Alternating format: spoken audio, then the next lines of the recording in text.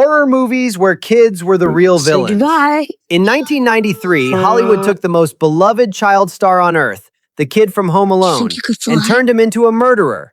Critics were furious. Audiences paid $60 million to watch.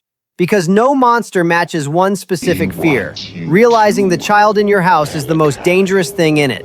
These are the horror movies where kids were the real villains. 1. The Good Son, 1993. Henry. Henry looks like the perfect son. Polite, charming, played by Macaulay Culkin at the peak of his fame. Lies the terrifying truth. Say goodbye. Which is exactly why the movie works. Your brain refuses to accept that this face could belong to a killer. But Henry has already killed someone before the story even begins. And when his cousin Mark comes to stay, he realizes the truth no adult will believe. Henry will kill again unless someone stops him. Critics tore the film apart, mostly because they couldn't handle Culkin in the role. That discomfort was the point.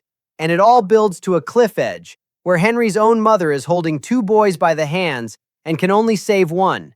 She has to choose between her child and doing what's right. Elijah Wood won a Saturn Award for the film. But the question it leaves behind is the one that stuck. What do you do when the monster is yours? Some kids hide their evil behind a sweet face. The next one hides it behind Christmas lights. 2. Better Watch Out, 2016. Luke. It starts like a home invasion movie. A babysitter. A 12-year-old boy named Luke.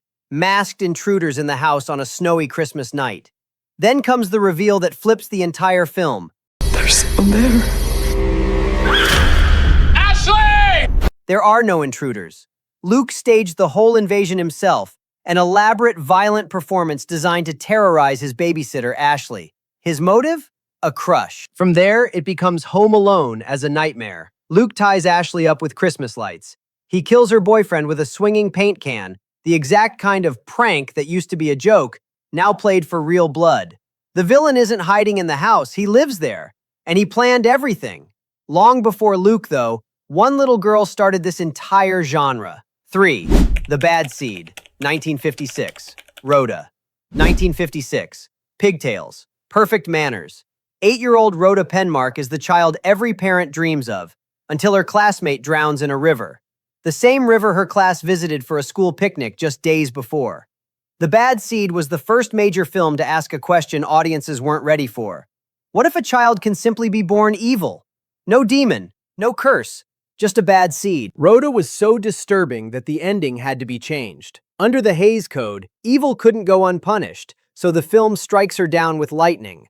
Hollywood censors needed an act of God to stop an 8-year-old girl. Every killer kid you've ever seen on screen exists in her shadow. 4 years later, evil children stopped working alone. 4. Village of the Damned, 1960. In a quiet English village, the children all look the same. Platinum blonde hair, identical faces, eyes that glow, and they share one mind. Based on John Wyndham's novel The Midwich Cuckoos, this is the film that turned creepy kids into an army. These children don't need weapons. They use telepathy to force adults to harm themselves, calmly, coldly, like it's nothing. You can't punish them. You can't outsmart them. You can't even think around them. Which is why the famous ending comes down to one desperate man hiding a single thought behind a mental image of a brick wall. One village was terrifying. Now imagine an entire town where the kids already won. 5. Children of the Corn, 1984. Isaac Gatlin, Nebraska. The film opens with something horror movies almost never show: the children slaughtering every adult in town. Not at the end, at the beginning. He wants you too, Malachi. Based on a Stephen King story, the kids of Gatlin follow a boy preacher named Isaac and his enforcer Malachi, serving a dark entity in the cornfields. This isn't one bad kid. It's a functioning society of them, with rules, rituals, and executions. The nightmare here isn't a child who kills. It's children organized enough to build a world where adults aren't allowed to exist. At least Gatlin's kids chose evil. The next children never got a choice. 6. The Children, 2008. A family holiday. 2 couples, their kids, a snowy vacation home over New Year's. Then, one by one, the children get sick. It's not a cold. The infection turns them violent, and the film never explains why. No cause, no cure, No answer. Just your own small children methodically turning on you. When it finally comes down to it, a mother's survival instinct kicks in, and she's forced to do the unthinkable to her own kids. The final shot makes it worse. It's not just this family, it's spreading. And if you flinched at what that mother had to do, one film built its entire title around that flinch. 7. Who Can Kill a Child? 1976. A British couple arrives on a Spanish island for one last vacation before their baby is born. The island is quiet. Too quiet. Because the children here have already murdered every adult on it. This Spanish cult classic weaponizes the exact hesitation you'd feel in real life. Tom and Evelyn can't bring themselves to fight back because who can kill a child? Their mercy becomes the trap. The kids know adults won't hurt them. That's their greatest weapon. Then the film delivers its cruelest twist. Even Evelyn's unborn baby turns against her, from inside. Widely considered one of the best international horror films ever made, it ends with the most hopeless answer possible. The children win, and the cycle continues. Still watching? Subscribe. It gets darker from here. 8. The Innocents. 2021. Ben. A Norwegian apartment block. Summer holidays. Kids discover they have psychic powers, and one of them, a boy named Ben, discovers he enjoys using them. Written and directed by Eskil Vogt, the Oscar-nominated writer of The Worst Person in the World, this film does something almost no other entry here dares. It removes the adults entirely. Ben kills a cat, then a boy, then his own mother, with a thought. No grown-up ever understands what's happening. The only ones who can stop Ben are other children, in a silent psychic war fought on a playground while parents walk past, oblivious. Sitting above 90% on Rotten Tomatoes, it's proof this fear works in any language. Ben's powers were terrifying. Now give a child the powers of Superman. 9. Brightburn, 2019. Brandon. You know this origin story. An alien baby crash lands in Kansas. A loving farm couple takes him in. He grows up with impossible powers, except this time, he chooses evil. Written and produced by James Gunn, the man behind Guardians of the Galaxy, Brightburn asks the question superhero movies never dared. What if Superman was a bad guy? 12-year-old Brandon Breyer has the strength of a god and the cruelty of a child. Baby boy! And his first victims are the parents who raised him with nothing but love. That's the tragedy at the film's core. How far can parental love go when it's aimed at pure evil? Brightburn's answer is brutal, not far enough. Quick question. Which movie kid scared you most as a child? Drop it in the comments, because the next two boys did something no one on this list has done to a mother. 10. Goodnight Mommy, 2014. Elias and Lucas. An Austrian farmhouse. A mother comes home with her face wrapped in bandages after surgery. Her twin boys stare at her and decide she's an imposter, so they imprison her. They restrain her. They torture their own mother to make her confess she isn't who she says she is.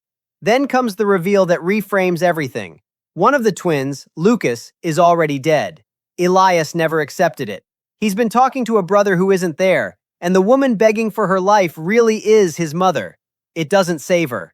In the film's devastating ending, Elias burns her alive. You're not her mother. This wasn't some schlocky slasher. It was Austria's official Oscar submission. Grief, in the hands of a child, became the most horrifying weapon on this list so far. Yet some child villains need no powers, no delusions, no destiny. Eden Lake, 2008. Jenny and Steve just wanted a quiet weekend at a lake. What they got was a gang of local teenagers, and the most disturbing, realistic entry in this entire video. No supernatural excuse, no infection, just ordinary adolescent cruelty escalating step by step, from petty taunts into hunting, torture, and a fight for survival. Gotta get us out of here. You hold on. Director James Watkins built the film around a real anxiety, the social decay British media called Broken Britain. The ending is genre legendary for how bleak it is. Jenny escapes. She reaches a house. She's safe until she realizes whose house it is. The parents of the gang. And the final scene confirms it. These kids are a product of their upbringing. The parents are equally twisted. The evil didn't come from nowhere. It was raised. One child's evil, though, needed no raising at all. His was written in prophecy.